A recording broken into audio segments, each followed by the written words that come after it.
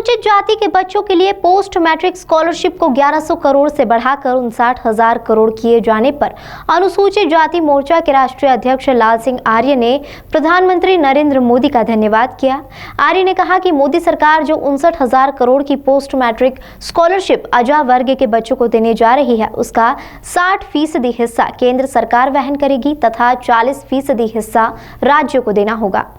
आर्य ने कहा कि मोदी सरकार जो 59,000 करोड़ की पोस्ट मैट्रिक स्कॉलरशिप अजा वर्ग के बच्चों को देने जा रही है, उसका 60% हिस्सा केंद्र सरकार वहन करेगी तथा 40% हिस्सा राज्यों को देना होगा।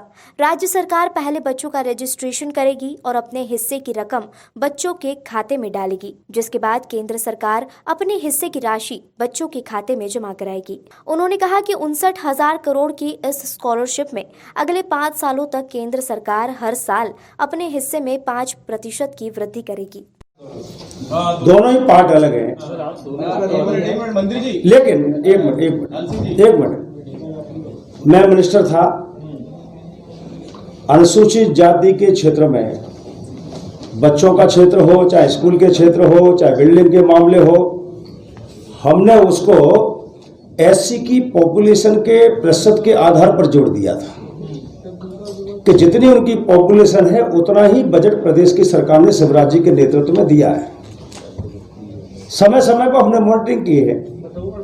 आने वाले समय में भी कुछ विशेष प्रकार के आते हैं तो मुझे लगता है कैबिनेट मंत्री हैं, हम लोगों के संज्ञान में अभी आएगा तो पार्टी के भले ही होंगे, लेकिन जैसे आप पूछ रहे हैं वैसा हम भी दे सकते हैं कि इस प्रक्रिया में ठीक और करना चाहिए। मुझे लगता है शिवराज जी की मंशा अच्छी है, सरकार की मंशा अच्छी है, तो उसमें और अच्छा हो। सर 4 लाख छात्रवृत्ति समय पर नहीं पहुंचती, साल निकल गई तब पहुंची।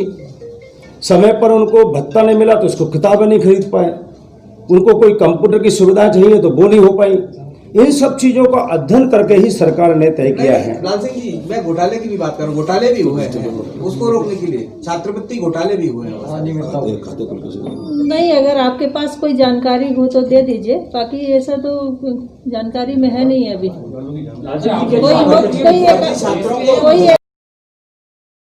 पदों पर सीधी भर्ती देंगे, उसमें परीक्षा नहीं होगी, पात्रता शर्तों के अनुरूप सीधी भर्ती देंगे और उसमें अभी भर्तियां नहीं मिल रही। आप अनुसूचित जाति का पूछ रहे हैं कि जनजाति? आपसे पूछे जनजाति का कौन सी भर्ती के बारे में आप चर्चा कर रहे हैं? सीधी भर्ती की योजना है, जैसे बनकर्मी है और उसे खाते में पैसा डालेंगे, समय पर डालेंगे तो क्यों नहीं पहुंचेगा। एक क्लिक के माध्यम से 18,000 करोड़ अगर आधा घंटे के अंदर पहुंच सकता है तो फिर 6,000 करोड़ से अधिक पैसा प्रतिवर्ष क्यों नहीं पहुंच सकता।